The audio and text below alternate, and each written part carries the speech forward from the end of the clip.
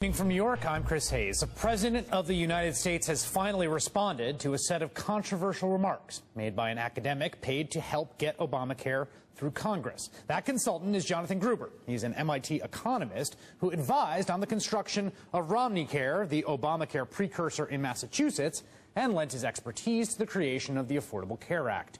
In a series of videos unearthed by conservatives and now being played on almost constant loop on Fox News, Gruber is seen describing key parts of the legislation essentially as a grand bait and switch designed to deceive American citizens. Lack of transparency is a huge political advantage. And basically, call it the stupidity of the American voter or whatever. But basically, that was really, really critical to getting the thing to pass.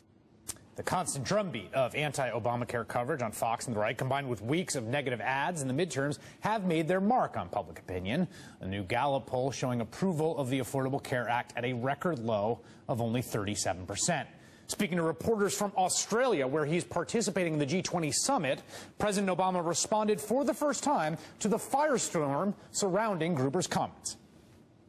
The fact that some advisor who never worked on our staff expressed an opinion that I completely disagree with in terms of the voters is no reflection on the actual process that was run.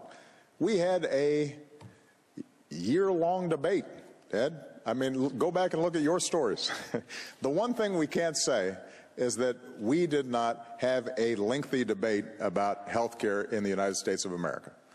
And ultimately, if the law's opponents get their way, to take health insurance away from the more than 10 million people newly insured under the Affordable Care Act. And if the Supreme Court agrees with the law's opponents, it could precipitate a chain of events that causes the entire structure of the entire law to come crashing down in an ugly implosion. So in short, I tell you this. It is no accident that right now, in 2014, conservatives are gleefully debating a legislative process that took place almost 5 years ago in broad daylight. Because what is their alternative? Think about this. They could instead be attacking the existing Affordable Care Act, which is no longer just a 1,000-page bill or some kind of looming future abstraction, but rather the actual law of the land.